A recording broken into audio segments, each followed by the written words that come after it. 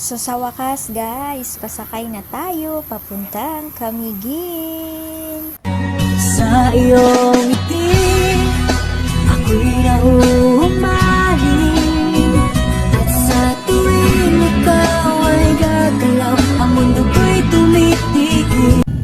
So sa tagal ng pag-aantay ko guys, at least sa wakas, nakasakay na rin ako ng eroplano. Pero nakaupo pa rin, hindi pa rin nakahiga. Siguro guys, talagang napagod na ako sa 2 araw ko sa biyahe. Eto pangalawang araw. At eto, delayed pa rin ako dito guys. Grabe. Yung imbis na 10:30, nagiging 12. At ito nga pala guys, ang ganda. Yung hindi ko akalain na mukha yung tao, yung nakunan ko na video. Kasi, hindi naman ako nasa window malapit. Kumbaga, may kasamahan akong isa na siya yung sa window. Tapos, pumayag siya na mag-video at hindi ko inakala na yun yung makukuha ko. At talagang napakaganda. Hindi ko in-expect yun. Pero, at least, na maganda naman yung naging journey. At ang ganda ng panahon that time, guys. Tingnan nyo naman. Nakikita nyo naman, diba? Ang ganda. So, gusto ko lang siyang i-share para naman continuous yung video ko noon sa airport hanggang sa pag-uwi. Na halos 2 araw. Tingnan mo naman. O, diba? Ang ganda-ganda. Ang ganda ng mga ulap. Magchika-chika muna tayo, guys, ha? Habang medyo mahaba pa kasi yung video.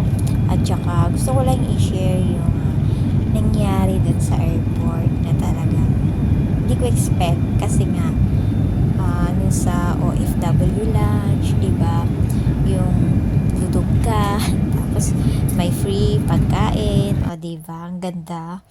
Kahit na sa totoo lang napagod talaga ako ng sobra kasi mag-aantay ka magdamag. Imagine, dumating ako doon ng 12.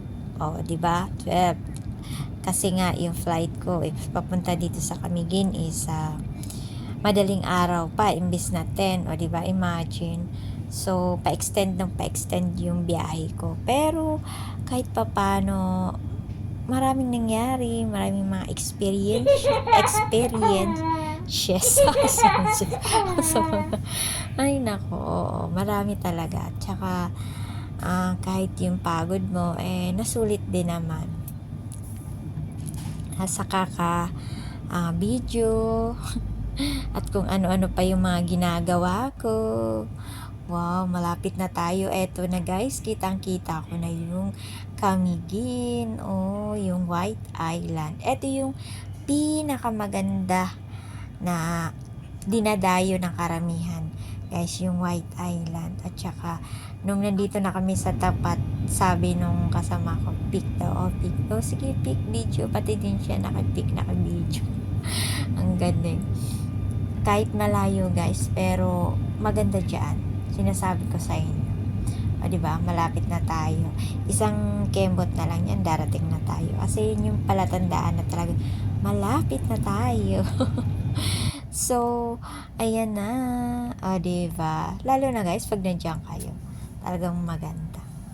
Pero hindi ko pa, yan, narating ko na yan nung kabataan ko. Pero sa ngayon, parang, muna. So, ayun lang guys, dahil malapit na tayo, maglalanding na yung aeroplano. Gusto ko magpasalamat kahit papano sa mga iilan, sa mga nanonood, sa mga videos ko. Thank you so much guys. Pasensya na kung minsan talaga paano yung pag-upload ko kasi nagdepende yan sa mood ko, tsaka nagdepende yan sa pag di ako pagod talaga. Kagaya nito, matagal na tong video na to pero ngayon ko lang siya na-upload kasi sa dami ng ginagawa ko. Dahil sa FB, tapos dito, yung baga parang basta darating din tayo sa point na ganun. So, ayan na guys, lalanding na tayo sa wakas. Nakarating na rin ako sa aking bahay. At bahay bakasyonan. Hindi, sa totoong buhay na. Dito talaga ako nakatira guys. Kaya, dito tayo nakatira, dito ta rin tayo uuwi. So, thank you for watching. Bye-bye!